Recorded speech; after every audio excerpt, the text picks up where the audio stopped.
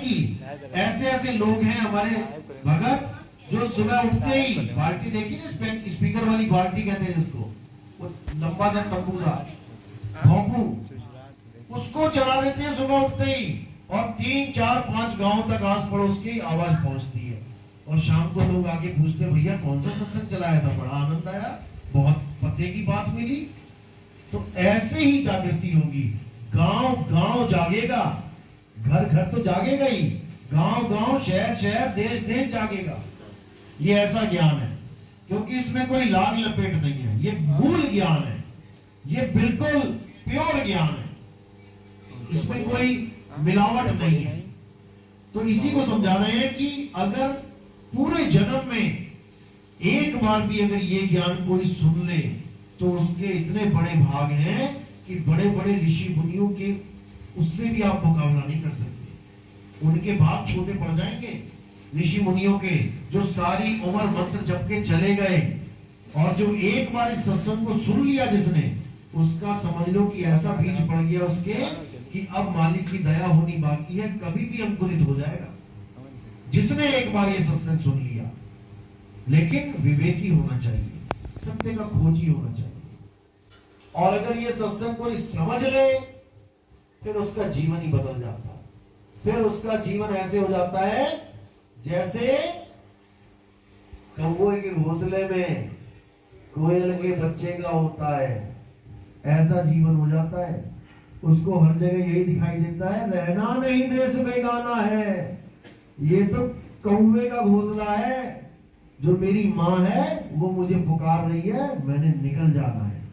यहाँ पे आस लगती ही नहीं है। लगती कब तक है? अब जैसे किराए का मकान है, तुम्हें पता भी है कि ये मेरा नहीं है, लेकिन रोज झाड़ू लगाते हो कि नहीं लगाते हो? रोज जाले साफ करते हो कि नहीं करते हो? बाथरूम सब क्लियर करते हो कि नहीं करते हो? सब कुछ करते हो।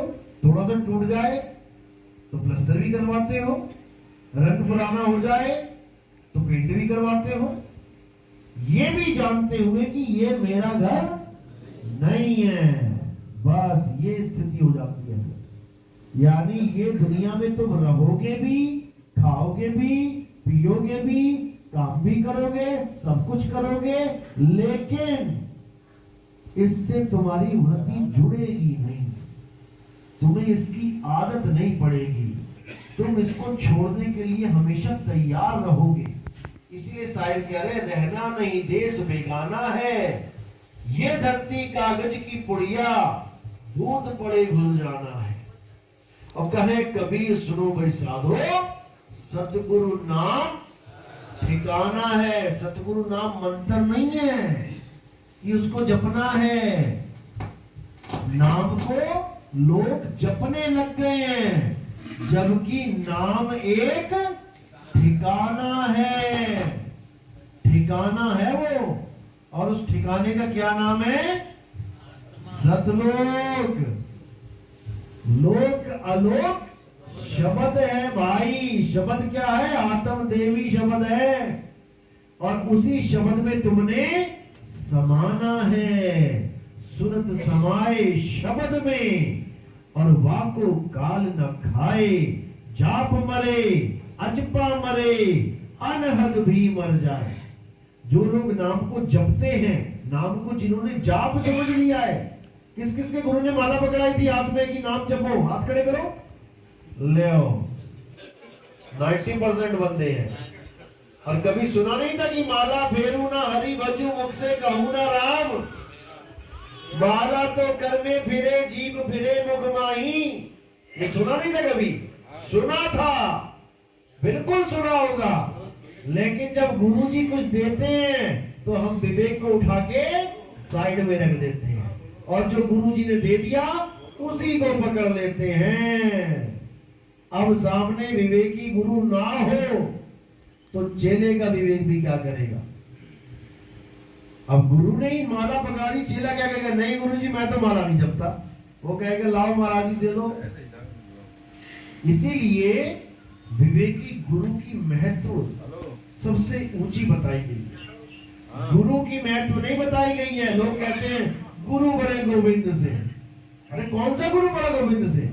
सारे गुरु गोविंद से बड़े हैं। नहीं समझ में आता लोगों को। साहिब कह रहे गुरु गुरु में भेद है, गुरु गुरु में भाव, और सोई गुरु नित बंदिए शब्द बतावे दाव। उसको वंदना है जो शब्द का दाव बता दे, और शब्द को जो जपवा दे उसको क्या बोला? उसको बोला है गुरु मेरे सभी बड़े अपनी अपनी ठौर, शब्द विवेकी पारखी सो माथे का मोर। यानी शब्द विवेकी पारखी, जो शब्द का विवेक करा के परख करवा दे, वो है सिर का मोर, और बाकी सब नीचे। तो इसी को साहिब ने बोला है, जो नाम जपवाते हैं उनके लिए एक खास वर्ड है। क्या है वो? जपी। जो नाम जपवाते हैं वो जपी है, सतगुरु नहीं है। अब तुम जपी को ही गुरु बना लो, वो तुम्हारी मर्जी है। तुमने जपी को गुरु बना दिया तो तुम्हारा गुरु जपी हो गया, और गुरु चेले को अपने समान बनाता है। तो तुम क्या हो गए? तुम भी जपी हो गए। अब कोई तपी मिल गया तुम्हें, तुमने गुरु बना लिया, तो तुम्हें भी तपी बना देगा। कोई सन्यासी गुरु मिल गया, जंगलों में बैठा है, घर बार छोड़ के संन्यास लेके, वो तुम्हें भी घर बार छोड़ के जंगल में पहुंचा देगा। खाओ बेटा पत्ते जंगल के, यहाँ रोटी अच्छी नहीं लग रही थी। तो इसी को बोला है कि नाम है जप में, नाम है तप में, ना एकांत निवास में, और वो को कहां ढूंढे रे बंदे, मैं तो तेरे पास में। बस यहीं पे फेल हो जाते हैं सारे बाबा जी। कोई कह रहा है वो सतलोक में बैठे हैं। कितनी दूर है सतलोक? 16 शंख योजन दूर। और साहिब क्या कह रहे हैं? मैं तो तेरे पास में। अब मुझे समझ में नहीं आ रहा 16 शंख क्यों, इसको कौन पास कहेगा? 16 शंख योजन दूर जो चीज पड़ी है उसको मैं पास कैसे कह दूं? क्योंकि हमें पता ही नहीं लग पा रहा है कि परमात्मा कह क्या रहे हैं। वो परमात्मा कहाँ है, समझ ही नहीं आ रहा। तो कह रहे जल परमाने माछली। अब किसी ने वेल मछली पकड़नी है माना, तो क्या वो तालाब में ढूंढेगा उसे? उसको समुद्र में ढूंढेगा। क्योंकि जल परमाने माछली, जितना बड़ा तालाब होगा, जितना बड़ी नदी होगी, जितना बड़ा समुद्र होगा, उतनी ही बड़ी शेप की मछली मिलेगी आपको। छोटे से एक्वेरियम में आपको शार्क थोड़ी नहीं मिलेगी, उसमें छोटी छोटी मछलियां मिलेंगी। तो कह रहे जल परमाने माछली, कुल परमाने शुद्धि। अब कसाई का लड़का है, बकरा काटने में झिझक नहीं करेगा, सब जानता है पापा कैसे काटते हैं। अब किसान का लड़का है, सब जानकारी है, कब बोना है, कब काटना है, कब पानी देना है, कौन से महीने में फसल लगानी है। सुनार का लड़का है, सब जान रहा है कितना भाव मोल करना है, कैसे करना है, डिजाइन कैसे बनेगा।